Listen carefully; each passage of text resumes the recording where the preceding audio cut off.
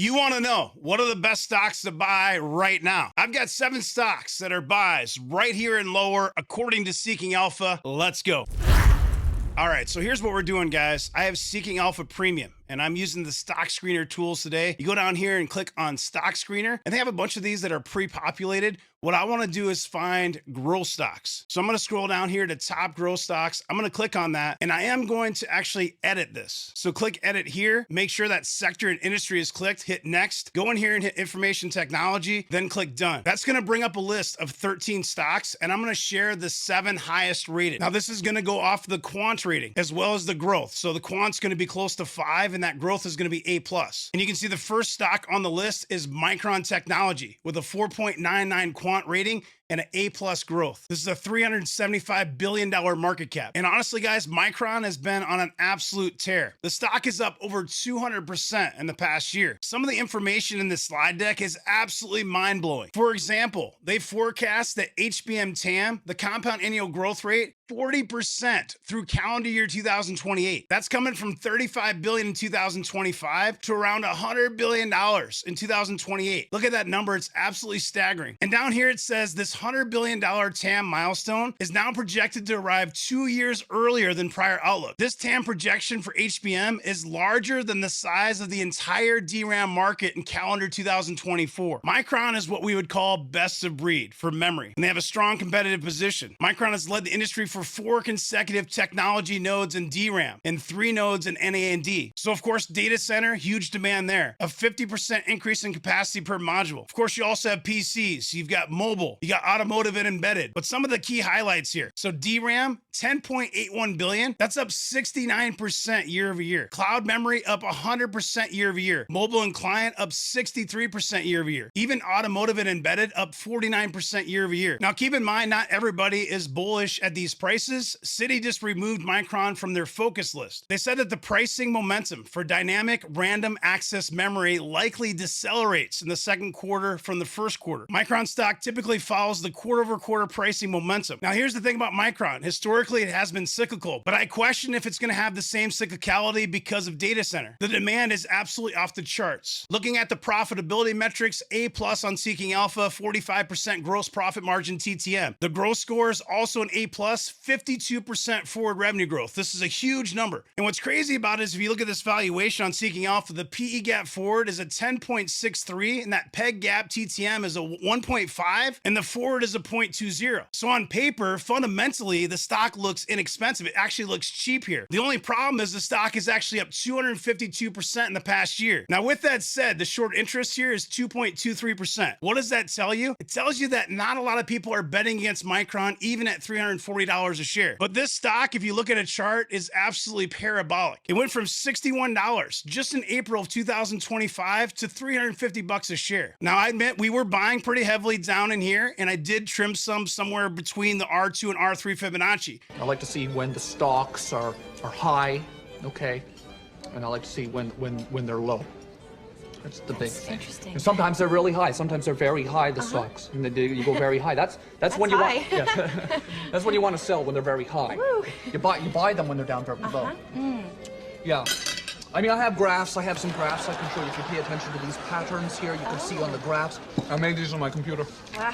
With that said, I'd still own a healthy position in both the main portfolio and the community portfolio. And I do think that Micron has upside. The issue with that, of course, if you look at risk reward, there's quite a bit of downside potential. The 200-day moving average, this is a simple moving average, is $159 a share. So when I bring these top stocks to buy according to Seeking Alpha, it's going off that quant, and you have to just understand what it means. It doesn't mean buy any stock at any price. Make sure it fits your blueprint, it fits your portfolio. But overall, the numbers look absolutely amazing for Micron, and there is upside potential for the stock. Now, I'll admit that the analyst price targets are kind of all over the place. The highest street price target, $500 a share. The lowest is $235 a share. It's trading at $343, and the average price target here is $363.77. That's only about a 6% upside. But of course, if the stock goes to $500, that's significant upside from here. And I think there's a decent possibility that $500 happens if earnings come in strong and AI momentum remains. But any sort of market sell-off, you could see the stock back below $300, and in my opinion, that would be an area to add if you don't already own it.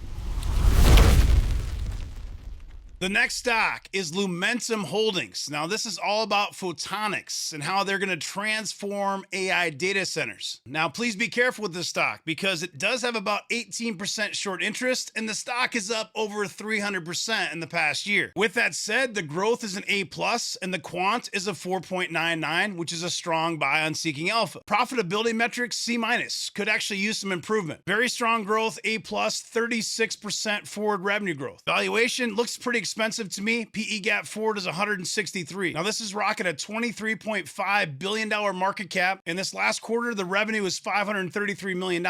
So we're looking at about a 12.5 price to sales TTM. And the forward price of sales is about a 9. Another stock that looks parabolic on the charts. This thing went from $45, ripped all the way up to $400.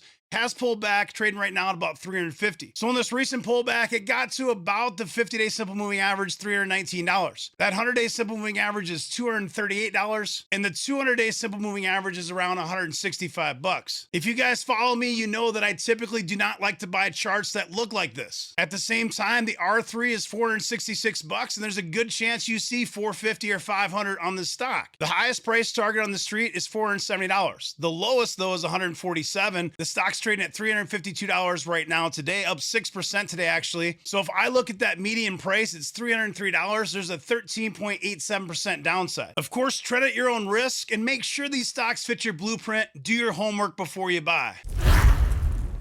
Up next, we got Credo Technology, ticker CRDO. Now, the first time we recommended this stock, it was $69 towards the end of 2024, and again below $50 when you got to March, April, and May of 2025. Now the stock, as you can see, is $156 a share, up 107% in the last year. It has about 4% short interest. The market cap is $28.33 billion. Profitability metrics, you got a B on Seeking Alpha, gross profit margin 66%. The growth is very, very strong. I compare this to like an Astera Labs, an A Lab. Revenue growth forward is 105%. Valuation wise, of course, it's expensive. The gap forward PE ratio is about 83. And when you look at the forward price of sales, a 23.76. But keep in mind that forward EPS growth is almost 250%. Now, personally, I bought Astera Labs instead of CRDO. And the reason for that is because it's headquartered in the Cayman Islands. I've talked about this several times on the channel. I told you that it's probably a buy, but I personally have rules. And one of those rules, I can't touch a stock if it's headquartered in the Cayman Islands. Now, sometimes that discipline serves me well, and sometimes it doesn't, but I have to stay true to my methodology. This is all about high-speed connectivity market. This is all about AI, data centers, another AI play. According to Seeking Alpha, Broadcom, Astera Labs are competitors. The valuation, of course, is high. The growth is also very high. You're paying a premium for that growth in a bull market. Strong profitability, strong momentum. Now, according to analysts, the highest price target on the street, $260. The lowest, $165. Your average price target is $223. That's a 43% upside from today's price of $156 a share. Now, what do you know? The third stock in a row that's in an air pocket. Now, you can listen to Tom Green and buy stocks when they're low and sell them when they're high, but the reality is you're in a bull market and you're looking for opportunities. This has pulled back from $214 a share. It got down to $123 here. Is probably an opportunity in that $125 range. But you can see you are in an air pocket, so you have to be careful with any stock that's in an air pocket. I generally do not like to buy those. With that said, the risk reward, if you look at today, you've got decent upside, but keep in mind the downside risk. I mean, the 200-day simple moving average is $111 a share. And this S3 Fibonacci is even lower, around $96. So at $96, you're talking about a $60 downside. The upside, though, maybe $232. That's the R3 Fibonacci. In fact, that's the previous R3, so the new R3 is $244. Could this stock be $250 a share? It's very possible. It's a very similar setup to Astera Labs here. This is one that we really liked when it was $75 or less DCA last year. It ripped all the way to $262, and I told you there'd be a 50% retracement to buy the stock $150 or less DCA. If you bought it $150 or less DCA, you bought some at $150, $140, $130. Now it's $176 a share, and you have upside to maybe $250 to $300. Both of these stocks can be huge long-term winners, but they are expensive here, so tread lightly. All right, that's good. It's hard to trace, I guess. Wait, you changed your name to McLovin?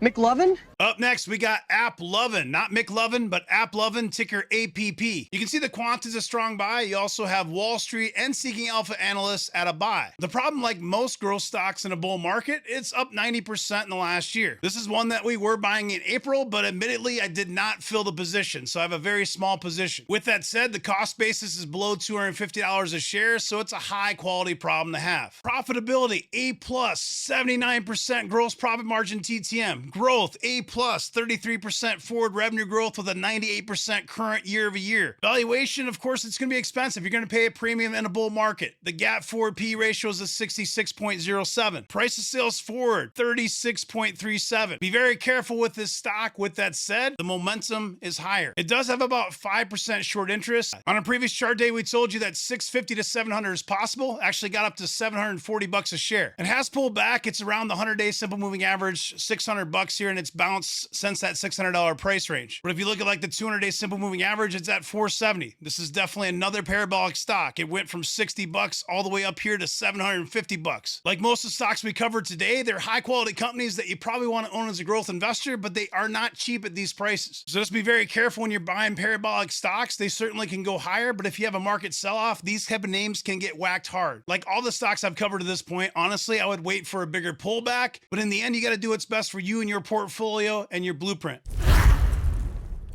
So up next, number 5. This is a blast from the past. Now this is the 5th in order. The quant rating is a 4.67 and has A+ growth, again, according to Seeking Alpha. And that stock is Fastly. Now, it's down 61% all time. This came public in 2019. In fact, if you go back to the archives, go back to really old videos on this channel, I was buying Fastly around $20 a share in 2019. I then sold it for around $100, $110 a share, and I took the cash, the profits from Fastly, and I bought a stock called Cloudflare. Now, of course, if you look at Cloudflare's chart, the ticker is NET. This is done much better than Fastly. When we started Discord back in July of 2020, this was one of the first stocks that we were buying in the $35 to $40 range. And as you can see, you've made a ton of money if you bought it back 5-6 years ago. Now, of course, this all-time chart is going back to $64, showing you 200% gains. But if you bought it at 35, you're doing much better. Now, me personally, I would still say that Cloudflare is the best of breed and really smokes Fastly when you look at the competition. Now, I'll admit, I have not looked at this stock in years. So let's take a peek at Seeking Alpha. Profitability is showing about 55% gross profit margin, a C in the profitability grade. Now the growth here is 9.69%, which is a little bit interesting to me because the quant is showing a strong buy at 4.67. Seeking Alpha analysts call it a strong buy at 4.5, but Wall Street says it's a hold at 3.3 out of 5. And the valuation here is showing you that the stock is not profitable. It doesn't have a gap TTM or forward PE ratio. The price of sales is 2.24. Now in this market, you see some of these quantum names that are 1,000 price to sales and things like that. A 2 isn't that bad, but it's only showing me 10% growth, so it's not really that interesting to me. In the past year, you can see the stock is down 3%. The short interest is 8.38%, and the market cap here is about 1.4 billion. Now I want to show this to you so you don't think I'm crazy. We've already covered these 4 stocks. Number 5 on the list is Fastly, 4.67 quant, and it's showing a growth of A+. So where that number is coming from is you look at like operating cash flow year over year, up 1,900%. Levered free cash flow growth year over year, up 228%. But of course, we want to focus primarily on revenue growth, and the growth just isn't there. So I contemplated not even including this on the video, but I wanted to show you the actual order from the stock screener. Looking at a chart, guys, in April, it got down to $4.65. So it was a penny stock. Anything under $5 is a penny stock. It ripped from $4.65 to $12.59. It has pulled back. It's about $9 a share. The 200-day simple moving average is about $8.16. On the upside, you could see something like $13, $14. I'm personally not buying this. Make sure you do your homework. If you're buying a best of breed, look at Cloudflare. Number 6, this next one here, it's fun to say. I'm not sure I would invest in the stock or not, but PGY is the ticker, Pagaya Technologies. Now this has 16.73% short interest, so be very careful. It's a $1.91 billion market cap, and the stock is up 171% in the past year. Now when you look at this, the quant, strong buy, 4.54. Wall Street analysts, strong buy, 4.6. Seeking Alpha analysts, strong buy, 4.57. It certainly has momentum Lumentum, in terms of profitability, a C minus, could use some work. The growth is pretty strong, A plus. You got 23% forward revenue growth, but other things like EBITDA growth at 380%. Valuation wise, it's got a PE gap forward of 26.6, so it's good that it is profitable. And price to sales looks pretty attractive here at a 1.45 forward. But again, it's up 171% in the past year, and about 17% short interest means a lot of people are betting against the stock at this price. Now, what exactly is this company? I'm guessing most of you don't even know what it is. It's founded in 2016, technology-driven company that utilizes artificial intelligence to enhance financial services, facilitates loan origination for its partners, which includes financial technology companies, banks, and real estate. This is a hard pass for me. According to Seeking Alpha, competition includes Upstart and Sezzle. When you think of really bad names for companies, can it be much worse than Sezzle? I'm not really sure. You can see on previous chart days, I said, hey, these charts make me happy. I was yelling for months not to FOMO chase at $44. This thing ripped from $8.50 to almost $45 a share. Now it's cut itself in half, 50% retracement type of thing, $20 a share. It's trading at $23.16. There's no question a stock like this could get momentum, and you could see it back at 45 or 50 bucks. But again, you have to buy stocks based on your blueprint, what you have conviction in, what you want to own. It's your money. And like I always say, do whatever the heck you want with your money.